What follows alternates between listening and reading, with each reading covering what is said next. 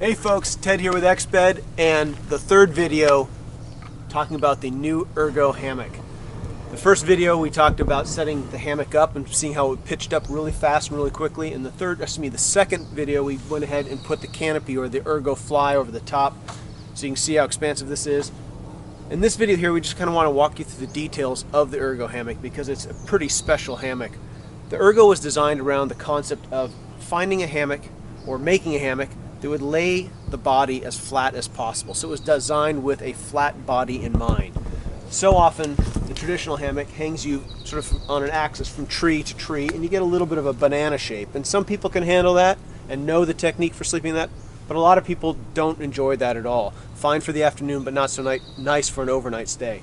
So the Ergo hammock was designed to sleep you in a more diagonal position. It's a technique that a lot of traditional hammock people have always shifted into, and this one does it for you automatically. You don't have to worry about shifting in the middle of the night. It locks you in that position all night long. It's very comfortable.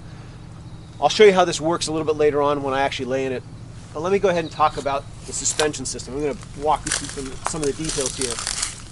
When we deployed the suspension kit earlier, I wanted to point out that the suspension kit is a webbing strap that wraps around the tree, and it's big enough so that it can take 2 or 3 wraps around a smaller tree, and around a bigger tree you've got enough room so you can expand it all the way through, and that is locked onto this special slit cord.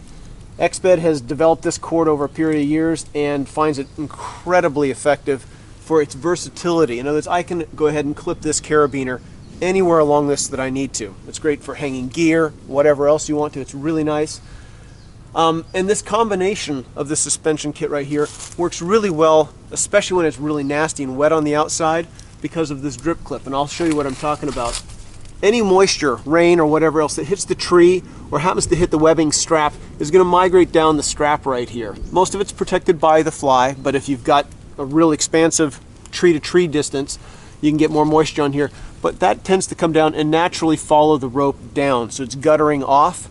Any moisture that happens to make it to the carabiner and wants to migrate further hits this particular drip ring right here and then also falls off. So you don't have to worry about the weather making it to your hammock. You stay nice and dry the entire time.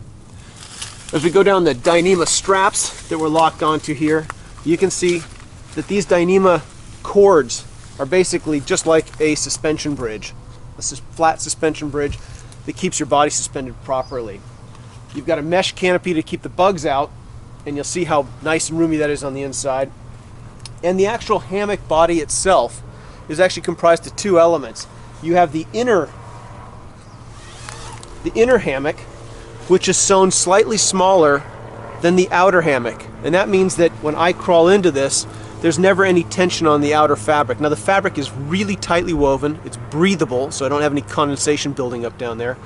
But it's also tight enough so that you're not going to have bugs poking through, and in the event, even if you push through hard, because the the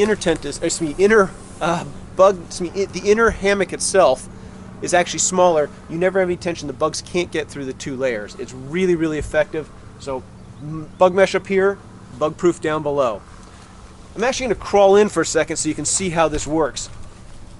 I talked about the 2 different layers, and what we've done before I get in is we've actually put in a separate zipper right here that accesses the area between the 2 hammocks. Now, a lot of people take their extra gear, and this is actually not a bad idea, and drop it on the inside like that. It's a good place to store that stuff.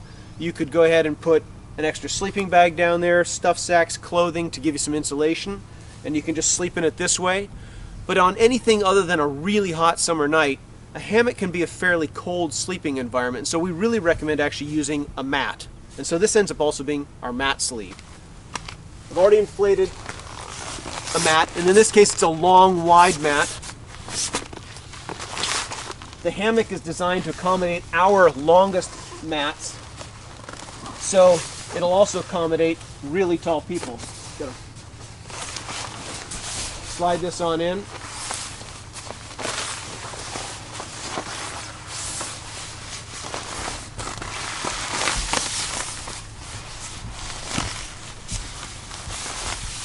Get that in place, and then go ahead and lock the pocket up.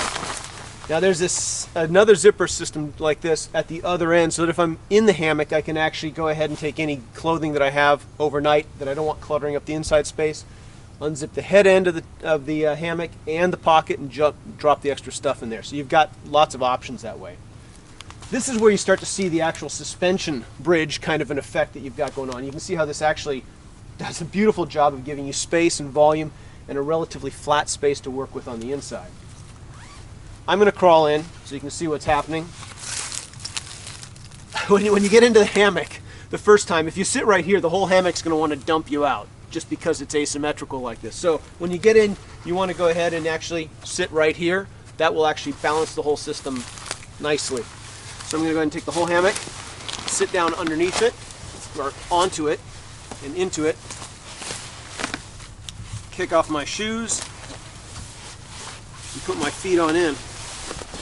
And then you're going to go ahead and lay in the hammock. You want to go ahead and get yourself positioned properly. Depending upon, get the bug netting out of my face, depending upon where you sleep. If you sleep at the foot end, it's going to tilt a little bit to the foot. If you sleep far at the head end, it's going to tilt a little bit back. So you want to find that space that you're comfortable with so you get the right sleeping angle. Now you'll notice, I'm going to get inside the hammock now and zip it shut, that the bug mesh is very, very spacious. Got lots of headroom in here. I can sit up and read in here if I want to. When I lay back, got loads of room. It's all suspended from the top right here. I can go ahead and use the tensioners to tension up even farther if I want to. Hang headlamps and gear from the inside, or I can go ahead and loosen that up. In the scenario that I have no bugs at all, I can actually unzip this all the way and tuck it back into the little pockets that are on the inside of the hammock. The Ergo Hammock is a great space. It's a great shelter. It accommodates people that like to have a little more of a flat lay than a bent lay. It's a very, very comfortable position. In fact, I think I'm going to stay in it. I'll catch you guys a little later on.